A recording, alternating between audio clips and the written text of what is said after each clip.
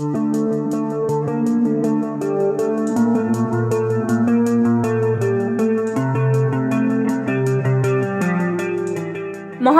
জন্ম কিভাবে হলো? এই প্রশ্ন মানুষের মনে চিরকালীন কৌতূহল সৃষ্টি করেছে। সভ্যতার ইতিহাসে বিভিন্ন সময় বিভিন্ন ব্যাখ্যা ও তত্ত্ব উঠে এসেছে, কিন্তু আজকের বিজ্ঞানে যে মডেলটি সবচেয়ে বেশি গ্রহণযোগ্য বলে মনে করে তা হলো বিগ ব্যাং তত্ত্ব। তবে বিগ ব্যাং কি মহাবিশ্বের জন্মের একমাত্র ব্যাখ্যা? এর বাইরে কি আর কোনো তত্ত্ব বা মতামত রয়েছে? চলুন বিষয়টি বিস্তারিতভাবে বিশ্লেষণ করা যাক।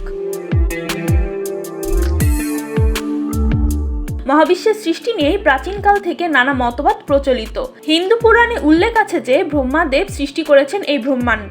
গ্রিক দর্শনে প্লেটো ও অ্যারিস্টটল বলেছিলেন মহাবিশ্ব চিরন্তন ও অপরিবর্তনশীল। ইসলামিক ও খ্রিস্টান ধর্মে ঈশ্বরের ইচ্ছায় পৃথিবী ও মহাবিশ্ব সৃষ্টি হয়েছে বলে বলা হয়েছে। এই ধর্মীয় ব্যাখ্যাগুলো দীর্ঘকাল ধরে মানুষের মনে স্থান দখল করেছিল। কিন্তু বিজ্ঞানের অগ্রগতির সাথে সাথে মানুষ প্রকৃতির বিভিন্ন রহস্য উদ্ঘাটন করতে শুরু করে। জ্যোতির্বিজ্ঞান এবং পদার্থবিজ্ঞানের বিকাশের ফলে মহাবিশ্বের প্রকৃতি সম্পর্কে আরো গভীর জ্ঞান লাভ করা সম্ভব হয়েছে। বিগ ব্যাং তত্ত্বের মূল ধারণা প্রথম প্রস্তাব করেন George ল্যামেত্রে।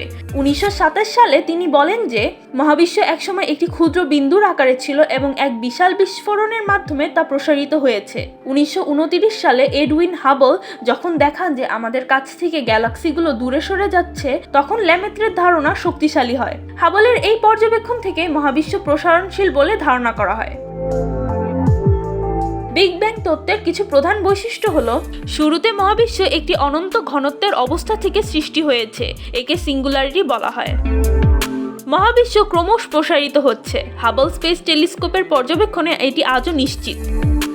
Cosmic microwave background radiation বা সিএমবি। 1965 সালে আর্নো পেনজিয়াস এবং রবার্ট উইলসন মহাবিশ্বের সৃষ্টির পর থেকে রয়ে যাওয়া তাপ বিকিরণ আবিষ্কার করেন। এটি বিগ ব্যাং তত্ত্বের অন্যতম একটি শক্তিশালী প্রমাণ। মহাবিশ্বে হাইড্রোজেন ও হিলিয়ামের যে অনুপাত দেখা যায় তা বিগ ব্যাং এর পরবর্তী নিউক্লিওসিনথেসিস প্রক্রিয়ার সাথে সামঞ্জস্যপূর্ণ। বিগ ব্যাং তত্ত্ব অনেক প্রশ্নের উত্তর দিতে পারে, তবে এটি পুরোপুরি নিখুঁত নয়। তত্ত্বটি সিঙ্গুলারিটির আগে কি ঘটেছিল সেই প্রশ্নের উত্তর দিতে পারে না। এছাড়া মহাবিশ্বের প্রসারণের হার বা হাবল কনস্ট্যান্ট সম্পর্কে বিভিন্ন গবেষণায় কিছু পার্থক্য দেখা যায়। এর বাইরে ডার্ক ম্যাটার ও ডার্ক এনার্জির প্রকৃতি এখনো অজানা, যা বিগ ব্যাং তত্ত্বকে পুরোপুরি ব্যাখ্যা দিতে সাহায্য করতে পারে না।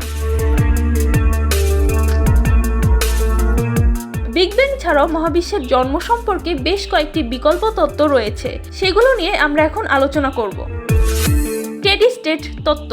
এই তত্ত্ব অনুসারে মহাবিশ্ব চিরন্তন ও অপরিবর্তনশীল। নতুন পদার্থ ক্রমাগত তৈরি হয় বলে মহাবিশ্ব প্রসারিত হলেও এটি চিরকাল একই রকম থাকবে। তবে কসমিক মাইক্রোওয়েভ ব্যাকগ্রাউন্ড আবিষ্কারের পর এই তত্ত্বটা অপ্রাসঙ্গিক হয়ে পড়েছে। বাউন্সিং ইউনিভার্স তত্ত্ব। এই তত্ত্ব বলে মহাবিশ্ব বারবার সৃষ্টি ও ধ্বংস হয়। বিগ ব্যাং এর আগে একটি বিগ ক্রাঞ্চ ঘটেছিল, যেখানে মহাবিশ্ব সংকুচিত হয়ে সিঙ্গুলারিটিতে পৌঁছে যায়। এরপরে নতুন করে বিস্ফোরণ ঘটে। Brain cosmology. স্ট্রিং তত্ত্বের ভিত্তিতে গঠিত এই তত্ত্ব অনুসারে আমাদের মহাবিশ্ব একটি চারমাত্রিক পৃষ্ঠের বা ব্রেইনের উপর অবস্থিত। দুটি ব্রেনের সংঘর্ষ থেকেই মহাবিশ্বের সৃষ্টি হয়েছে। এটার্নাল ইনফ্লেশন তত্ত্ব।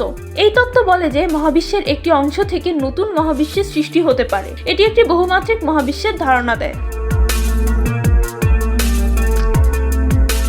বর্তমানে বিজ্ঞানীরা ডার্ক এনার্জি ও ডার্ক ম্যাটারের প্রকৃতি উদ্ঘাটনের প্রচেষ্টা করছেন। বিগ ব্যাং এর পরবর্তীতে কিভাবে গ্যালাক্সি এবং তারকারা গঠিত হয়েছে তা নিয়েও গবেষণা চলছে। জেমস ওয়েব স্পেস টেলিস্কোপ মহাবিশ্বের প্রাথমিক পর্যায়ের আরও সুস্পষ্ট তথ্য প্রদান করেছে, তবে মহাবিশ্বের উৎপত্তি সম্পর্কে কোনো চূড়ান্ত উত্তর পাওয়া যায়নি। বিজ্ঞানীরা মনে করেন যে নতুন আবিষ্কার ও তত্ত্ব ভবিষ্যতে আমাদের দৃষ্টিভঙ্গি বদলে দিতে পারে। মহাবিশ্বের জন্মের ব্যাখ্যা দিতে গিয়ে বিগ ব্যাং তত্ত্ব এখন পর্যন্ত সবচেয়ে গ্রহণযোগ্য মডেল, তবে এর সীমাবদ্ধতা ও বিকল্প তত্ত্বসমূহ প্রমাণ করে যে বিষয়টি এখনো সম্পূর্ণভাবে বোঝা যায়নি। মানুষের অনুসন্ধানী মন ভবিষ্যতে হয়তো এই রহস্যের আরো গভীরে পৌঁছাতে পারবে। মহাবিশ্বের জন্ম রহস্যে পরিপূর্ণ এবং এই রহস্যের সন্ধানই হয়তো মানব জীবনের এক বিশাল অর্জন।